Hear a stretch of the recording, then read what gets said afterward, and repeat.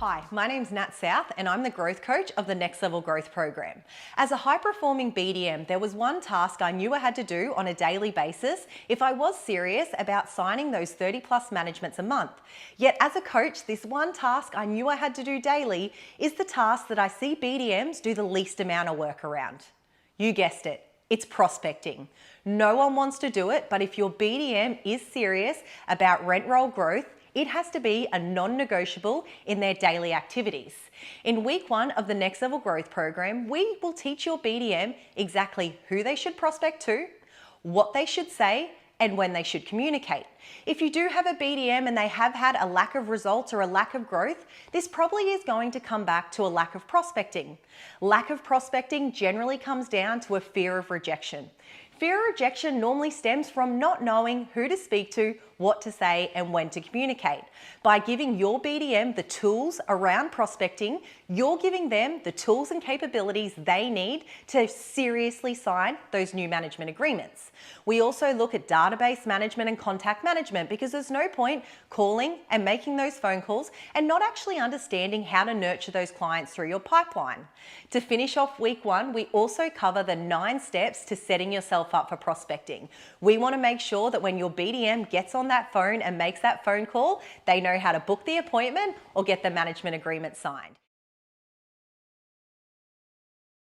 In week 1, we gave your BDM the tools to set themselves up for success when it comes to prospecting. They know now how to book appointments. In week 2 of the Next Level Growth program, we're going to teach them how to close the deals. And this is why we cover the 3 phases of the appraisal process. We're going to teach your BDM exactly what they can do from the moment a potential client calls into your office up until when they get the opportunity to pitch. We're going to cover the detailed agenda they should be going through with each and every client to give themselves the best opportunity to get the management agreement signed on the day.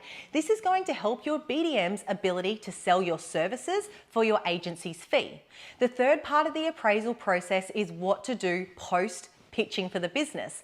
We'll teach your BDM the 4 steps of communication they should be using but are likely not to make sure that if they weren't able to get that management agreement signed on the day, they're going to get it in that 7 days after.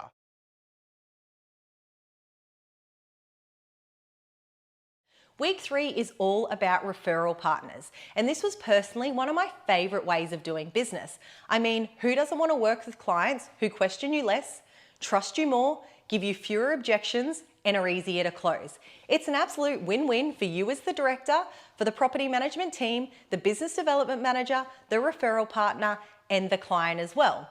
In week 3, we teach your business development manager the 4 considerations a referral partner has when choosing which property management team they're going to work with.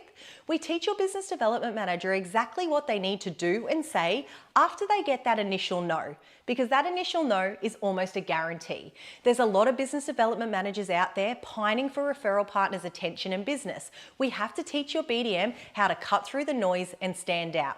We're also going to teach your BDM the 7 referral partners that we recommend they focus on that are going to generate the most amount of referrals in the shortest amount of time.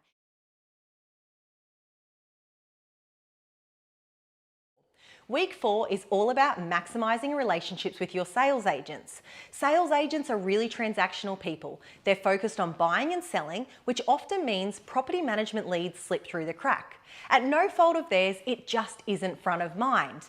In week 4, we will teach your BDM the 6 types of leads that can come from each and every buyer your sales agent interacts with, but are likely not. We look at the 5 different personality types that sales agents are normally made up with and how this can vary the way your BDM communicates with them. We'll also look at the 16 ways your business development manager can add value, remain front of mind, and be unforgettable. If you couple these 3 components with a business development manager that's serious about growing your rent roll, you will be able to increase the level of leads coming from your sales agent. It ultimately comes down to timing being right, trust that business development manager can get the job done, as well as being front of mind. And this is exactly what we teach your BDM in week 4. If you're interested in registering your BDM for the next round, make sure you follow the details included.